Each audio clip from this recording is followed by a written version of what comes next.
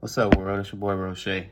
So today I just wanted to come through and expose one of the biggest lies told to us by the quote unquote elite, the not just the government, not just the U.S. government. It's all governments and societies all around, pretty much expose that they have lied to us about something huge, right? What that is they have lied to us about oil. They have lied to us about what it is. They say it derives from fossil fuels breaking down over time. And then they have lied to us about the quantity of it, the amount that there is, and the amount that we have access to with oil. And that's done for a few reasons, but the number one reason that they lie about the amount is just like with diamonds, it's to up the price and make it seem more valuable than it is. Because if we knew how much and how much oil there was in abundance, then it wouldn't be worth $3 a gallon. It would probably be 2 cents a gallon. You know what I mean? It would be very affordable. And so maybe like a cent a gallon. So what I'm going to do is give you guys a quick breakdown, add a couple of facts, show a couple of pictures to kind of make it all make sense for you, and really break it down for you and show you that these fracking needles, the equipment that they use to actually pull up the oil from the Earth's core and from the Earth's crust, or within the earth, pull the oil from within the earth to out, look exactly like the syringes that they use on us when they're going within our veins. Now I'm going to provide even further proof.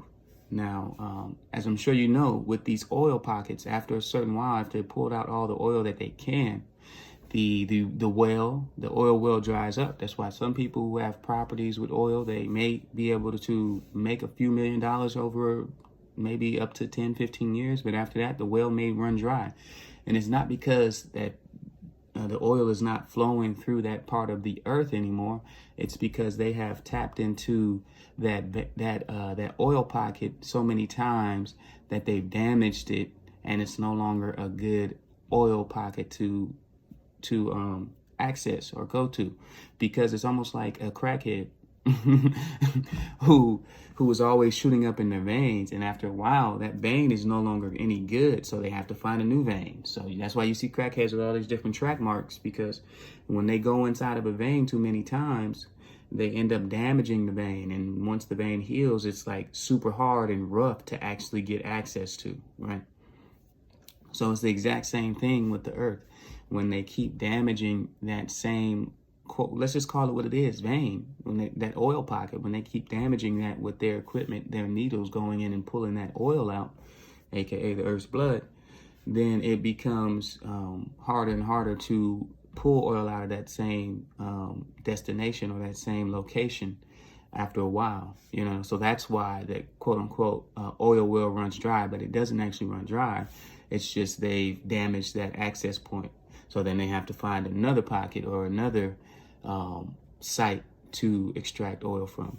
And this is exactly why they know exactly where the oil is. It's not like they just randomly find it. It's because they know the vein system of the earth. They have traced that down, just like they know where the quote unquote tectonic plates are that shift the earth and cause earthquakes, so on and so forth.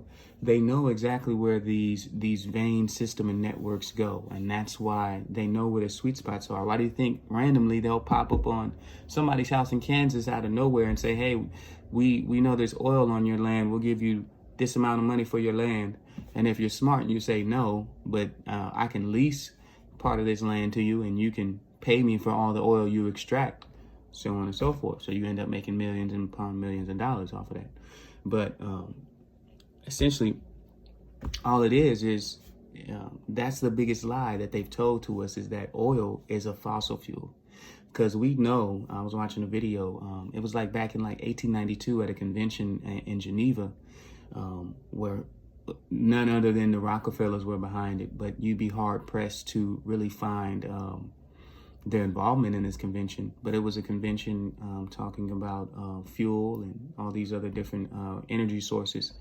So they essentially at that convention had oil classified as an organic matter and then had it classified, because it is based, it is organic, and it is living. It's a living thing. So they had it classified as a living thing, but this they made the distinction as of it being coming from dead bodies, which it doesn't. Coming from old fossils of maybe dinosaurs and other living things over the years. So they would, from the dead bodies, this oil would produce, is what they were trying to say. From all these dead bodies, millions and millions of dead bodies, oil would produce. But that's couldn't be furthest from the truth, because the furthest down that they've ever been able to find fossils is 16,000 feet.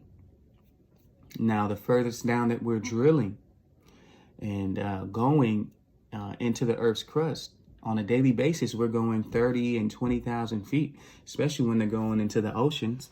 They're going, they're hitting those 30,000, even further than that feet ranges when they're going in and extracting this oil. So that theory is debunked. We know that the oil doesn't come from fossil fuels if they've never found a fossil below 16,000 feet, and they're on a daily basis drilling for oil for 30,000, 20,000, even higher than 30,000 feet. Well, technically lower than 30,000 feet, but on a daily basis they're drilling for oil lower than that. So we know it's not fossil fuels. And like I said, when you get back into the picture that everything is connected, everything, especially the earth, is living, then you know it has faculties and systems just like we do.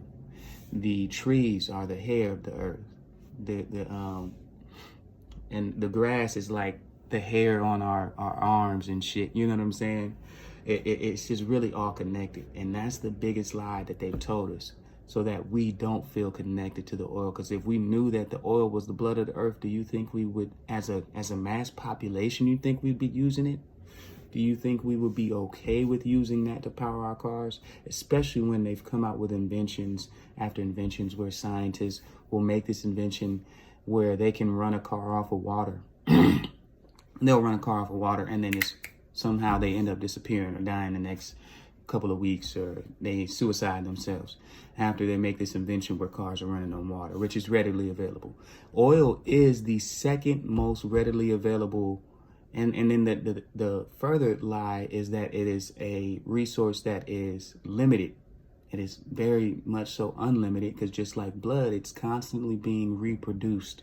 The earth is constantly reproducing blood, or its oil, quote unquote, right?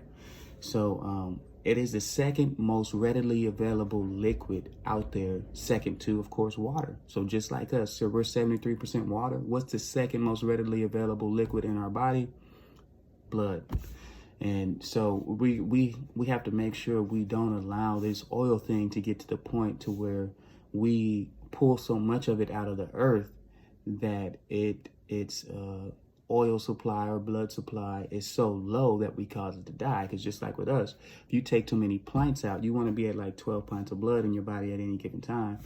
If we get down to 2 or 3 or 4, you start to get dizzy, and you can't operate on the right level. You need to rest, and you need to allow yourself to rebuild back up. But once you start going lower than that, you're gonna die. You know what I mean? So we have to make sure that we are doing our part in learning and tapping in, you know what I mean, with knowledge, and doing our part to stand up to make sure that we don't allow the quote unquote elites, because I don't like to say elite, because nobody is elite to me. I'm elite myself, you know what I'm saying? I'm top tier myself.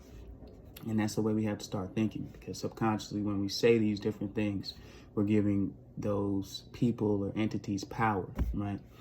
So anyway, nevertheless, that is the biggest lie, one of the biggest lies that's been perpetrated on our society, especially with oil and the damage that it does to the atmosphere after it's burned in the way that it's burned. It's not meant to be burnt, just like our blood isn't meant to be burnt. You know what I mean? It would probably cause, and I may even do a science experiment on that. Compare blood to oil, kind of size them up side by side, and then see within a closed, encapsulated environment what would happen to the ecosystem if we were just burning blood. You know what I mean? Burning blood as opposed to the oil, and to see how it stacks up, to see if it is exactly what I know it to be. It's a form of gnosis. And, you know, I've had this feeling for years, but I'm just now sharing it. So yeah, just take that into account and understand that oil is the blood of the earth. Oil is the blood of the earth. And we are constantly on a daily basis pulling blood from the earth without the earth's permission. I'm pretty sure the earth doesn't want us to be pulling its blood out in the mass amounts that we are, just so we can power these cars that is causing the environment to it's killing the environment, and not in a good way, you know what I mean? Now I'm not a believer in anyway, but it is causing harm to the environment. So we want to it is the time we're with the stepping into the age of the Aquarius, moving out of the Iron Age, stepping into the Bronze Age, with the age of information. We need to start finding different ways to move, in different ways to power these quote unquote vehicles that we are using to maneuver around.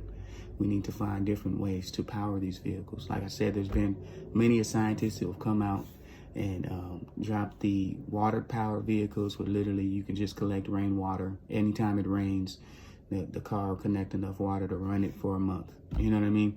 Or we can get or take the Tesla approach, and not the Tesla cars that are out right now, because those batteries and what they have to do to make those batteries are extremely harmful for the environment. But I'm talking about the Nikola Tesla. We go back to his designs on how to operate and run a car, then we may see even more improvements there. And, you know, even better ways of tapping into energy, even better ways of tapping into free energy. We need to start. I need the scientists out there, the people who know how to manipulate energy and know how to access these different things, who are in tune with their scientific mind, to start. It's time to stop living in fear. We need to start doing these things so we can make the earth a better place, and so we can make our communities better. We can make, you know, our personal lives better. It's just time for that. You know what I mean? So I just wanted to expose that lie. Oil is not a fossil fuel. It is the blood of the earth.